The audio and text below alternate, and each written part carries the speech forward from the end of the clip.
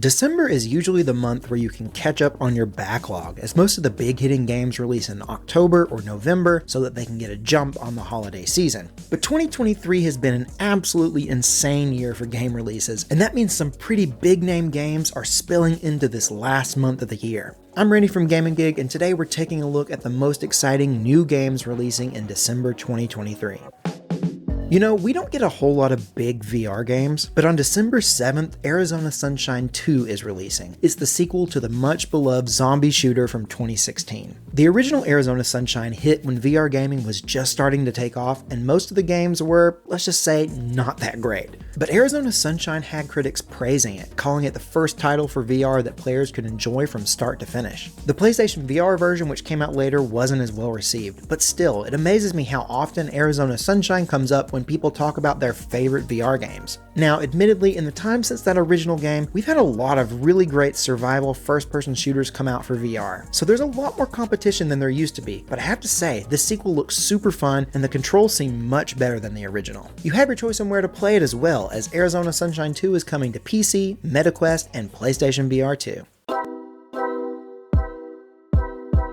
Last month, I told you that The Day Before was supposed to release, but I also expressed extreme skepticism. This is that game that many people think is straight up not even real. It's been a whole thing. So yeah, almost no one believed that The Day Before was actually going to come out in November, and it turns out we were all right, because the game was, of course, delayed last second. Here's the twist though, it was only delayed until December 7th. That's only a few days away.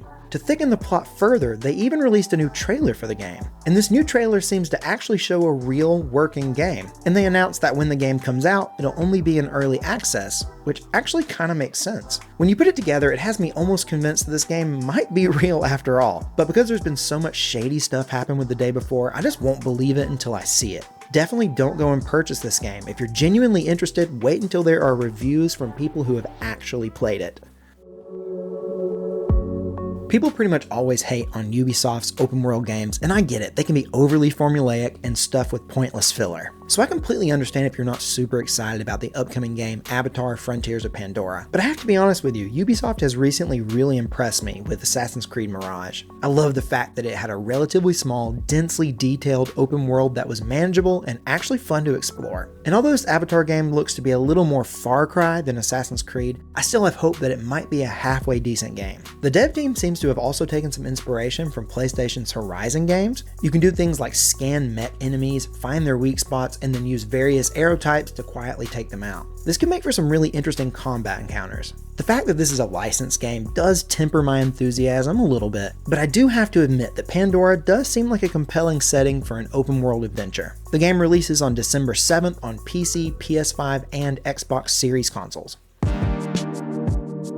This month, a couple of games will be released that aren't technically new, but they're really exciting. Like Baldur's Gate 3, it's been out on PC and PS5, but the Xbox Series version is finally coming sometime this month. We'll find out the exact release date at the Game Awards. Xbox gamers, I'd highly recommend giving this a try. You can play it solo, but it's one of the more fun games that you can play with friends. There's no cross-platform play yet, so keep in mind you'll have to play with other Xbox players. On December 5th, we'll see a new version of Cyberpunk. They're calling this the Ultimate Edition. It's the fully updated version of the game, as well as the Phantom Liberty DLC. If you've been holding off on Cyberpunk, this may be a good time to finally give it a try. They've done a crazy amount of work to it, and it seems like pretty much all of the game's initial problems have been remedied. Also, just for game preservation's sake, it's pretty cool that there'll be a hard copy of the fully updated game and its DLC. Finally, as for other new games releasing in December, there are some that I think look really cool, but I just don't know too much about. Like Dragon Quest Monsters: The Dark Prince, it seems like a blend between Dragon Quest and Pokemon, but I may be completely off on that. And Granblue Fantasy Versus Rising. This is a fighting game that has an art style that I personally think looks straight up incredible, like really, really good. And I'm sure there's some other games coming out in December that I've completely left out, so definitely let me know if there's a game I missed that you're excited to play and needs to be on my radar.